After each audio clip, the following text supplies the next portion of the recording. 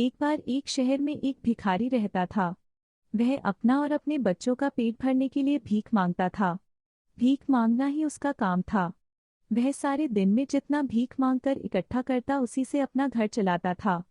लेकिन वह भिखारी ये सोचकर बहुत निराश होता था कि उसके जीवन में बदलाव कैसे आएगा। हर बार जब उसके मन में यह विचार आता है वह सोचकर निराश हो जाता था। एक दिन भिखारी ने बाजार में देखा कि काफी लोग निराश होकर आंखों में आंसू लेकर गौतम बुद्ध के पास जाते हैं और जब वापस आते हैं तो बहुत खुश होते हैं। लेकिन उसे यह समझ नहीं आ रहा था कि गौतम बुद्ध के पास ऐसा क्या है जो हर कोई जाता है वहां से खुश होकर ही वापस आता है। ना तो वहां से वापस आने वालों के हाथ में सोना चांदी होता है और ना पैसे होते हैं, लेकिन फिर भी वहां से खुश होकर ही वापस आते। फिर उस भिखारी ने सोचा कि मैं भी गौतम बुद्ध के पास जाता हूँ और देखता हूँ वहां पर ऐसा क्या है जिससे लोग इतने ज्यादा खुश हो रहे हैं। फिर अगले ही दिन वह भिखारी गौतम बुद्ध के पास चला गया। वहां पर लोगों की कतार लगी हुई थी। वह भी कतार में खड़े होकर इंतजार करने लगा।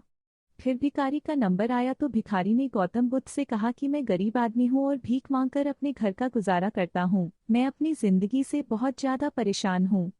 मुझे बताइए कि मेरा जीवन कैसे बदल सकता है। गौतम बुद्ध ने कहा कि तुम गरीब नहीं हो, तुम्हें ऐसा लगता है कि तुम गरीब हो। तुमने कभी भी किसी के लिए कुछ भी नहीं करा है, ना ही कभी किसी को दान दिया है।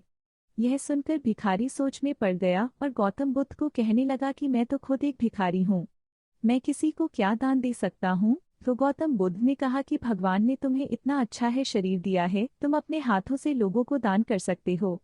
जरूरी नहीं कि दान पैसों का ही होता है, तुम अन्नदान कर सकते हो। तुम अपने मुख से लोगों को अच्छे अच्छे विचार देकर उनका हौसला बढ़ा सकते हो और उनकी सहायता कर सकते हैं। तुम उन्हें शिक्षा दान कर सकते हो। गरीब तुम नहीं हो, गरीब तुम्हारा दिमाग है।